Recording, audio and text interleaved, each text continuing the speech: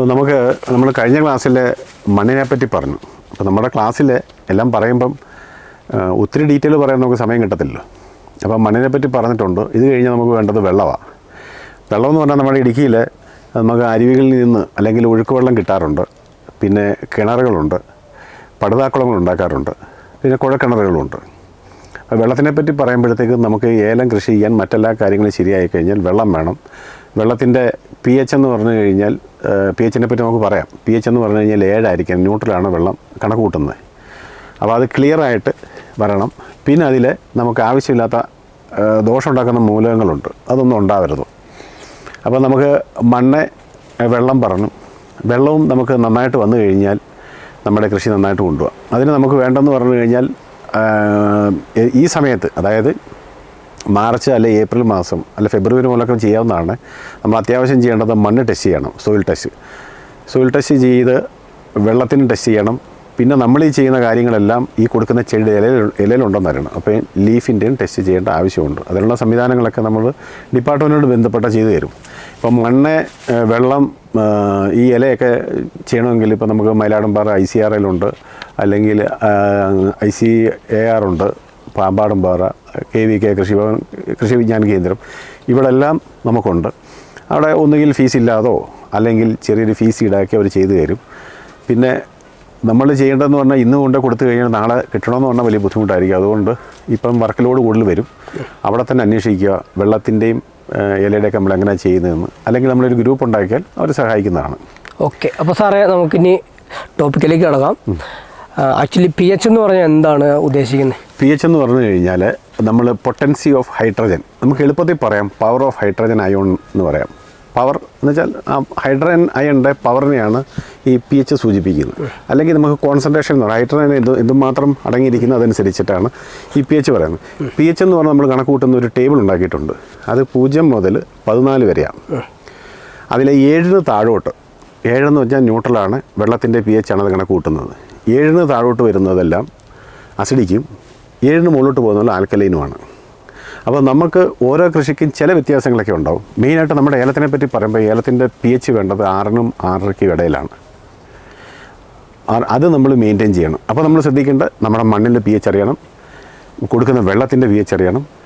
ഇതെല്ലാം കൊടുത്തു കഴിഞ്ഞാൽ നമ്മൾ കൊടുക്കുന്ന ന്യൂട്രിയൻസ് ഇലയിലുണ്ടോയെന്നും കൂടെ അറിയുക. ഈ വെള്ളത്തിൻ്റെ pHും മണ്ണിൻ്റെ pHും കണക്ക് കൂട്ടിയിട്ട് നമ്മൾ റേഷ്യോ ഉണ്ടാക്കണം. റേഷ്യോ എന്ന് പറയുമ്പോഴത്തേക്കും നമ്മുടെ മണ്ണിൻ്റെ pH ഒരു 5.5 കേട്ടോ. ഓക്കെ, വെള്ളത്തിൻ്റെ pH 7. അപ്പം നമ്മുടെ ഇത് രണ്ടും കൂടെ കൂട്ടുമ്പോൾ 7, 5, 12.5. 12.5യുടെ റേഷ്യോ എടുക്കുമ്പോഴത്തേക്കും ഏകദേശം 6.25 അങ്ങനെ വരും.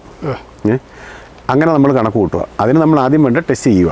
പിന്നെ എപ്പോഴും നമ്മൾ ശ്രദ്ധിക്കുക, 5ന് താഴോട്ട് പോകും തോറും നമ്മൾ കൃഷി ചെയ്യുന്ന ഏതാണോ നമ്മുടെ ഏലത്തിനെ സംബന്ധിച്ച് 5ന് താഴോട്ട് pH പോകും തോറും നമുക്ക് കൂടുതൽ അസുഖങ്ങളുണ്ടാവുകയും അത് തീവ്രത കൂടുകയും ചെയ്യും. അതുകൊണ്ട് തന്നെയാണ് 8ന് മുകളിലോട്ട് പോകുമ്പം ചില കൃഷിയിൽ ഏലത്തിൻ്റെ ഇവിടെ ഇപ്പോൾ ഇടുക്കിയിലൊന്നും 7ന് മുകളിലുള്ള pH 1-2 പ്ലോട്ടൊക്കെ ഉള്ളൂ. അതൊക്കെ ഇപ്പം മാറിയിട്ടുണ്ട്. അപ്പോൾ അത് നമ്മൾ ശ്രദ്ധിക്കേണ്ട. 8ന് മുകളിൽ pH പോയാലും 5ന് താഴെ pH പോയാലും നമ്മൾ സൂക്ഷിക്കണം. അതിൻ്റെ ഒരു ഉദാഹരണം എന്ന് വെച്ച് കഴിഞ്ഞാൽ ഒരു 7.5 pH ഉണ്ടെന്ന് വെച്ചു. 7.5 pH ഉണ്ട്. എന്നാൽ അത് 8.5 pH ആവുകയാണെങ്കിൽ അതിനുണ്ടാകുന്ന ദോഷങ്ങൾ എന്ന് പറഞ്ഞു കഴിഞ്ഞാൽ ഈ എല്ലാ pHലും നമുക്ക് ന്യൂട്രിയൻസ് കിട്ടത്തില്ല. എല്ലാ ന്യൂട്രിയൻസും കിട്ടത്തില്ല. അപ്പം ചില ന്യൂട്രിയൻസ് ചില pHൽ കിട്ടും, ആൽക്കലൈൻ നേച്ചർ കിട്ടും. ചില ന്യൂട്രിയൻസ് അസിഡിക് നേച്ചർ കിട്ടും. ഏലത്തിനെ സംബന്ധിച്ച് നമ്മൾ ഈ 6 ഫോളോ ചെയ്യാനുള്ള മെയിൻ കാര്യം എന്താണെന്ന് വെച്ച് കഴിഞ്ഞാൽ ഏകദേശം ചെടിക്ക് വേണ്ടുന്ന എല്ലാ ന്യൂട്രിയൻസും സഫീഷ്യൻ്റായിട്ട് കിട്ടുന്ന ഒരു pH ലെവലാണ് 6 to 6.5. അതുകൊണ്ടാണ് അതങ്ങനെ പറഞ്ഞേക്കുന്നത്. അല്ലാതെ വേറെ നമുക്കതിന് പ്രത്യേകത ഒന്നും ഉണ്ടായിട്ടല്ല. അതാണ് അതിൻ്റെ സയൻസ്. അപ്പോൾ ഇനി നമുക്ക് വേണ്ടതെന്ന് പറഞ്ഞു കഴിഞ്ഞാൽ pH കൂടിയാൽ, ഇപ്പം ഞാൻ നേരത്തെ പറഞ്ഞില്ലേ 7.5 pH ഉള്ളൊരു സാധനത്തിൻ്റെ അടുത്ത മണ്ണ് നോക്കുമ്പോൾ 8.5 pH ആയാൽ ഇതിനുണ്ടാകുന്ന ദോഷങ്ങൾ 10 മടങ്ങ് കൂടുതലായിരിക്കും. 7.5 pHും 9.5 pHും 8.5 കഴിഞ്ഞിട്ട് ഒരു പോയിൻ്റോടെ കൂടിയാൽ 9.5 pH ആവുകയാണെങ്കിൽ 100 മടങ്ങ് കൂടും. അതേകൂട്ട് തന്നെയാണ് കുഴപ്പങ്ങളുണ്ടാകുന്ന സാധ്യതകൾ. അതുകൊണ്ട് തന്നെ നമ്മുടെ ഈ 6.5 pH നമ്മൾ സൂക്ഷിക്കാൻ പറഞ്ഞു. തിരിച്ച് ഈ 6.5 pH 5 ആണെന്ന് വെച്ചു. 5-നുണ്ടാവുന്ന ദോഷങ്ങളെക്കാൾ കൂടുതലായിരിക്കും 10 മടങ്ങ് കൂടുതലായിരിക്കും 4 pHയിൽ വന്നാൽ. ഇത് 3 pH വന്നു കഴിയുമ്പോഴത്തേക്കും ഏകദേശം നമുക്കുണ്ടാകുന്ന ദോഷമെന്ന് പറഞ്ഞു കഴിഞ്ഞാൽ 100 മടങ്ങ് കൂടുതലായിരിക്കും. അസിഡിറ്റി അല്ലേ? അസിഡിറ്റി ആയിരിക്കും. അതിൻ്റെ ഒരു കാരണം എന്ന് പറഞ്ഞു കഴിഞ്ഞാൽ നമ്മൾ ഈ കാര്യങ്ങളെല്ലാം ചെയ്യുമ്പം നമ്മൾ പഠിച്ചു വെച്ചേക്കുന്നത് വെള്ളത്തിൻ്റെ pH 7 പക്ഷേ നമുക്കിപ്പോൾ കിട്ടുന്ന പഴയ സോഴ്സുകളൊക്കെ ഉണ്ട്. വെള്ളം ഒഴുകുന്ന നമ്മുടെ അരുവികളോ അല്ലെ പഴയ തടാകങ്ങളോ അങ്ങനെയൊക്കെ ഉള്ളപ്പം ഏകദേശം ഒരു 7 വരും. നമ്മളെല്ലാം മഴയുടെ വെള്ളത്തിൽ നമ്മൾ പഠിച്ചൊരു കാര്യമുണ്ട്, മഴവെള്ളത്തിൻ്റെയൊക്കെ pH 7 പക്ഷേ അതല്ല കേട്ടോ. ഇപ്പോൾ പെയ്യുന്നത് വെയിൽ കഴിഞ്ഞ് പെയ്യുന്ന മഴയും ഇപ്പം നമുക്ക് ഇനി കിട്ടാൻ പോകുന്ന മഴയിൽ എന്തൊക്കെ അസിഡിക്കായിരിക്കും. കഴിഞ്ഞ വർഷത്തെ നമ്മൾ മഴ ടെസ്റ്റ് ചെയ്ത് കഴിഞ്ഞപ്പോഴത്തേക്ക് ഏകദേശം 4.2 വരെ pH വന്നു. അതായത് അസിഡിക്കുക. അപ്പം നമ്മൾ എന്തൊക്കെ കാര്യം ചെയ്താലും ആ ചെടിയിൽ വ്യത്യാസം വരാതിരിക്കാനുള്ള കാരണം ഇതാണ്. നമ്മൾ ചെയ്യേണ്ടത് കൃത്യമായിട്ട് മണ്ണും വെള്ളമൊക്കെ ടെസ്റ്റ് ചെയ്തതിന് ശേഷം മാത്രം ചെയ്യുക. ഓക്കെ. അപ്പോൾ നമുക്കിനി ഇത്രയും പറഞ്ഞാലും മനസ്സിലായത് ഇനി നമുക്ക് pH 7 മേളിലേക്ക് പോയി കഴിഞ്ഞാൽ ആൽക്കലിനിറ്റി ആവുമല്ലോ. ഈ ആൽക്കലിനിറ്റി ആയി കഴിഞ്ഞാൽ ചെടികൾക്ക് എന്ത് സംഭവിക്കും? അതേപോലെ അസിഡിറ്റി കൂടി കഴിഞ്ഞാൽ ചെടികൾക്ക് എന്ത് സംഭവിക്കും? ഇപ്പോൾ നമ്മൾ pH അന്നേരം ഒരു കാര്യം പറഞ്ഞില്ലേ, 6.5 pH പറയാൻ കാര്യം നമുക്ക് ചെടിക്ക് വേണ്ടുന്ന എല്ലാ മൂലകങ്ങളും ആവശ്യത്തിന് അത് കൂടുതലായിട്ട് കിട്ടുന്ന ഒരേ ഒരു pH 6.5. മറ്റേതെന്ന് പറഞ്ഞ് ഇപ്പം നമ്മൾ പറയുന്ന ചില മൂലകങ്ങളുണ്ട്, ചില മൂലകങ്ങൾ അസിഡിക്ക് വരുമ്പോഴത്തേക്കും കുറവായിരിക്കും കിട്ടുന്നത്. എന്നാൽ അത് ആൽക്കലൈനിൽ ചിലപ്പോൾ കൂടുതൽ കിട്ടും. അപ്പം എല്ലാ മൂലകങ്ങളും സഫീഷ്യൻ്റായിട്ട് കിട്ടുന്ന ഏലത്തിന് കിട്ടാൻ പറ്റുന്ന ഒരു pH ആണ് 6.5. അതുകൊണ്ടാണ് നമ്മളതിൽ മെയിൻറ്റെയിൻ ചെയ്യാൻ പറ്റുക. ആൽക്കലൈൻ സോയിലിൽ ചിലപ്പോൾ ആൽക്കലൈൻ സോയിലിൽ കൃഷി ചെയ്യുന്നത് അസിഡിക് സോയിലിൽ ചെയ്യുന്നതിലും ബുദ്ധിമുട്ടുള്ള കൃഷികളുണ്ട്. കൂടുതലും ആൽക്കലൈൻ സോയിലിൽ ചെയ്യുന്നത് പരുത്തി അങ്ങനെയുള്ള കൃഷികളൊക്കെ ഉണ്ട്. അപ്പം നമ്മുടെ മണ്ണിൽ കഴിഞ്ഞ തന്നെ നമ്മൾ പറഞ്ഞിട്ടുണ്ടല്ലോ, പാലക്കാട് അങ്ങനെയുള്ള ഭാഗങ്ങളിലും ഉണ്ട്. ഇപ്പോൾ ഇവിടെ നമ്മുടെ നേരത്തെ നെടുങ്കണ്ടം സൈഡിലെ നമ്മളിങ്ങനെ ഓവറായിട്ട് കുറേ നമ്മളല്ല അവർ ഓവറായിട്ട് ചെയ്തിട്ട് 7 മേളിൽ pH പോയതുണ്ട്. അത് തിരിച്ചു കൊണ്ടുവരാമെന്ന് വെച്ചാൽ അതുകൊണ്ട് ബുദ്ധിമുട്ടുള്ള കാര്യങ്ങളുമുണ്ട്. അസിഡിറ്റി ആണെങ്കിൽ നമുക്ക് കുമ്മായം കൊടുത്താൽ നമ്മൾ കുമ്മായം കൊടുക്കാം. നമുക്ക് ആൽക്കലൈൻ ആണെങ്കിൽ അവിടെ ജിപ്സം കൊടുക്കാം. അല്ലെങ്കിൽ എളുപ്പമാണ്, നമ്മുടെ വളങ്ങളെല്ലാം അസിഡിക്കാണല്ലോ. അമോണിയം സൾഫേറ്റോ അല്ലെ യൂറിയയോ അല്ലെ അങ്ങനെയുള്ള സാധനങ്ങൾ പെട്ടെന്ന് അത് കൊടുത്താലും നമുക്ക് pH ലെവൽ താഴോട്ട് കൊണ്ടുവരാൻ പറ്റും. ഓക്കെ. അപ്പോൾ സാറേ, ഈ വെള്ളത്തിൻ്റെ pH നമ്മൾ സ്പെസിഫിക് ആയിട്ട് എടുത്ത് പറഞ്ഞപ്പോൾ ഞാൻ പറഞ്ഞില്ലേ, നമുക്ക് ഈ കെട്ടിക്കിടക്കുന്ന വെള്ളമുണ്ട്, ഒഴുക്കുള്ള വെള്ളമുണ്ട്, അതുപോലെ തന്നെ ബോർവെല്ലിൽ നിന്ന് എടുക്കുന്ന കൃഷി നനയ്ക്കാനെടുക്കുന്ന വെള്ളമുണ്ട്. അപ്പോൾ ഇതൊക്കെ വ്യത്യസ്ത രീതിയിൽ ട്രീറ്റ് ചെയ്തിട്ട് വേണ്ടേ നമ്മൾ ചെടികൾക്ക് അപ്ലൈ ചെയ്യാൻ? വേണം. ഇപ്പം നമുക്ക് സ്വാഭാവികമായിട്ടും കൂടുതൽ സമയം നമ്മൾ മഴയാണ് ആശ്രയിക്കുന്നത്, അല്ലെങ്കിൽ നമ്മുടെ ഒഴുക്ക് വെള്ളം, കുളങ്ങളെ, കിണറ് അല്ലെങ്കിൽ കുഴക്കിണറ് ഇതൊക്കെ ആശ്രയിക്കുന്നു. അപ്പം നമ്മളെല്ലാം വിചാരിച്ചിരിക്കുന്ന 7 pH നമ്മുടെ വെള്ളത്തിന്, അങ്ങനെയല്ല. 7 pH ഉള്ള വെള്ളം വളരെ അപൂർവമായിരിക്കും. മഴയ്ക്ക് പോലും അസിഡിക്കായിരിക്കും. അപ്പോൾ നമ്മൾ ചെയ്യേണ്ടതെന്ന് പറഞ്ഞു കഴിഞ്ഞാൽ, പിന്നെ അതിനോട് പറയാം, വെള്ളം നമ്മൾ ഉപയോഗിക്കുന്ന വെള്ളം എത്ര നല്ല വളങ്ങളും എത്ര നല്ല മരുന്നുകളും നമ്മൾ ഉപയോഗിക്കുന്ന വെള്ളം ശരിയല്ലെങ്കിൽ, അതിൻ്റെ pH ലെവലിൽ വ്യത്യാസം ഉണ്ടെങ്കിൽ അതിൻ്റെ ഗുണങ്ങൾ നമുക്ക് കിട്ടുന്നത് കുറയാം. ഒന്ന്. രണ്ടാമത് ഇതിനകത്ത് ഈ TDS ഉണ്ട്, നമുക്ക് വേണ്ടാത്ത ചില മൂലകങ്ങളുണ്ട്. ആ മൂലകങ്ങളും നമ്മൾ നോക്കണം. അപ്പോൾ ആ മൂലകങ്ങളും കൂടുതലുണ്ടെങ്കിലും ചില മൂലകങ്ങൾ എന്ത് ചെയ്യുന്നു വെച്ച് കഴിഞ്ഞാൽ മറ്റു മൂലകങ്ങളുടെ പ്രവർത്തനത്തെയോ അല്ലെങ്കിൽ ചെടിയുടെ വളർച്ചയോ മറ്റു കാര്യങ്ങളെയൊക്കെ തടസ്സപ്പെടുത്തും.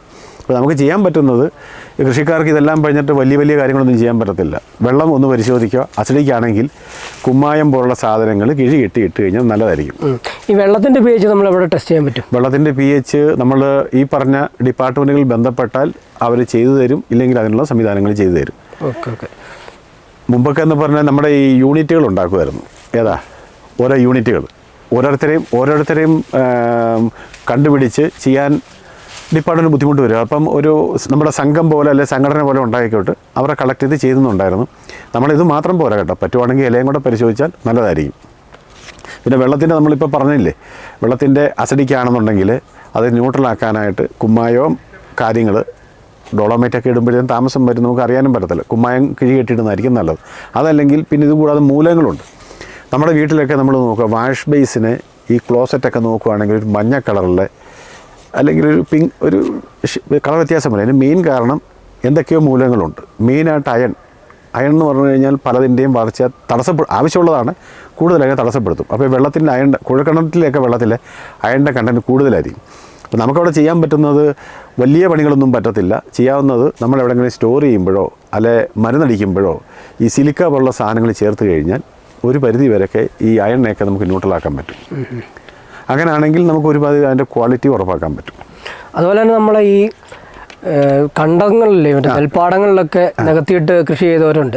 അവിടെയൊക്കെ പോകുമ്പോൾ കാണാം ഈ ഓടകളിലൊക്കെ ഇങ്ങനെ ചുവന്ന കളറിലുണ്ട്. അതിൻ്റെ ഒരു അയണിൻ്റെയും അതുകൂട്ടുള്ള പല മൂലകങ്ങളും നമ്മൾ കൂടുതലായിട്ടുണ്ട്. അപ്പോൾ നമുക്ക് അതൊന്ന് ഡിറ്റക്റ്റ് ചെയ്യുക, എല്ലാം നമുക്ക് ചെയ്യാനായിട്ട് പറ്റത്തില്ല. കുറച്ച് കാര്യങ്ങൾ ഇതുകൊണ്ട് നമ്മുടെ പൊടിക്കൈകളിൽ നമുക്ക് ക്ലിയർ ചെയ്തെടുക്കാൻ പറ്റും.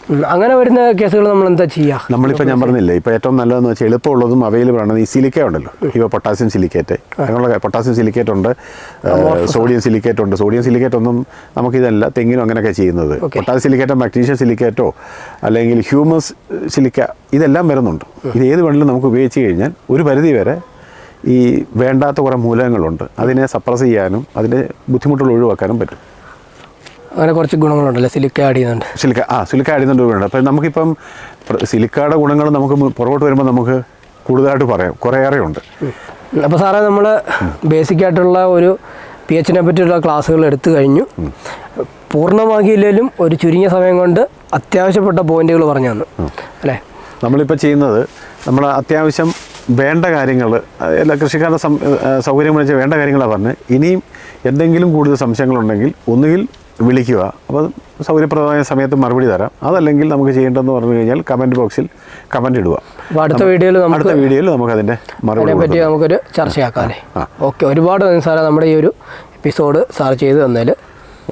ഓക്കെ, സന്തോഷം. ഓക്കെ.